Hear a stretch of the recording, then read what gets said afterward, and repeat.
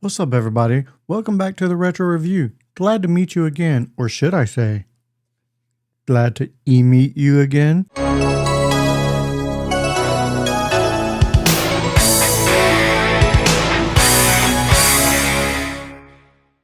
First off, I want to thank EMEET for sending me this item. However, I'm still going to give my 100% honest review and reaction on this 4K webcam. All right, let's get into it. First off, let's talk about what comes in the box. You get your manual, you get warranty information, and you get the webcam itself. Now, this is a cool webcam. It does have the wire hard mounted in already, so it isn't, you cannot disconnect that.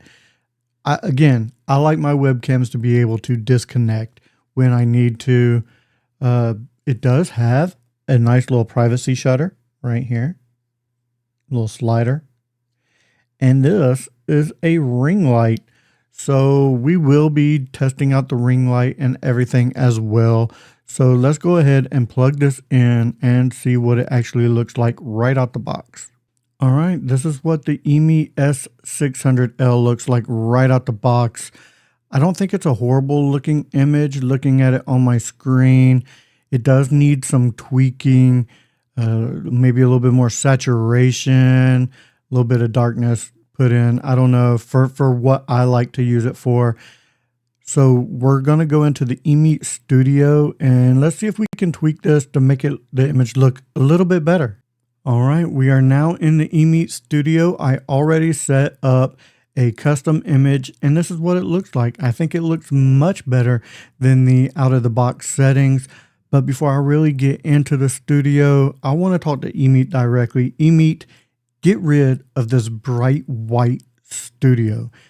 Once you close the studio, your image is not going to be looking the same because all the brightness that this white studio puts out is now going to be darker. Once you minimize it, you're going to have to go back in and readjust because all this brightness is putting more light on you. Please, please, please make a dark mode or just get rid of the all white altogether and make it a dark studio. Thank you. All right. Now I will say going into the studio that the brightness setting does not work. Like I could change this here. I can change it there. The brightness does not work. The contrast though, I could probably bump up my contrast a little bit. I could probably, bump it up just a little bit. Now, I will say I do have all of the automatic settings off. If I turn on the automatic setting, I don't like that, way too bright. But the brightness does work that way. Like if I brought it way down, it works that way. But once I turn this off, that brightness setting does not work. All right. EV. I have the EV set at 5. I find if I bring the EV down any further than 5, it gives a soap opera effect, as you can see here, to where it just, that looks really bad. I think 5 is as low as you need to go with it, and it works a lot better. See, a lot better. I do have my ISO set at 8. If I had it any lower, it's just a little too dark for me. So I have it at 8. And let's see. All right. I have it at 8. There we go. Sharpness 112. I brought down the sharpness just slightly. And these are my other settings. You can read. It does have all these other settings right here. You got your custom, your default, your brightness, your nostalgia, your blues, cold, all the vivid, or you could bring it up here and get them all. I'm just gonna put it on custom because that's the way I set it up. That's the way I kind of like it.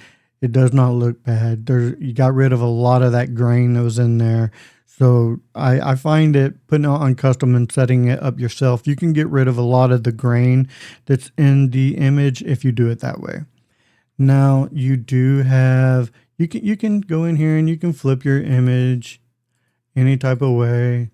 You do have script generation if you want to go in and sort of, write a script for whatever project you're doing. You can mess around with that. But let's go over here to assistants. And I am going to, okay, you have your focus, your autofocus, light on. Boom, now I have the ring light on. I have it set on, let's see. Okay. You can have it ambient, or I don't even know what that does. Okay. You can make it brighter. Ooh. I do have my overlight off, so I am only using the ring light. I have it set on cool, but you have a warm, you have a mixed. So there you go. Where's the colors? Oh, there we go. There's the colors. You click on ambient and you got your blue.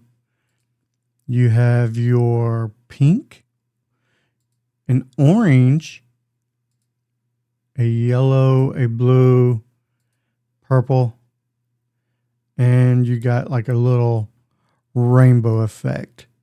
So I think that's really cool. I'm gonna put it on the blue. Kind of like the blue. Looking into a blue light for me is a lot easier than looking into a bright white light. So the blue is kind of gives you something to look at. Plus, I like the color blue. All right, what I'm going to do now is I'm going to go back, review everything I've already recorded, and come back with my final thoughts. And now for my final thoughts. But before I do, I did realize that I forgot to test the autofocus on this webcam. So let's go ahead and do that now. Boom. Look how smooth and buttery that is. You almost do not even notice how the focus on it.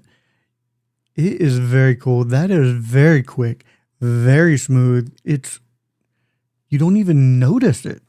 It's very nice. I like that in this webcam. Now for my final thoughts. The autofocus, amazing on this webcam. The ring light is a very cool feature. It is a 4K webcam under $100 that looks like this. Everything I've shot is in 4K. This is a really cool webcam. Now the software itself, it has bugs, but EMEET is really good at updating their software, and I'm sure all those bugs will get fixed. I have full faith in EMEET on that, so I would have no issue purchasing this webcam knowing that they need to update their software. You can pick this up right now from $69 to $100 depending on what type of sale Amazon is having. So that is a fabulous price for this webcam. All right. That does it for this episode of Back to the Retro Review. I am the Bearded Geek, and remember, if I don't see you again, thank you for being a friend.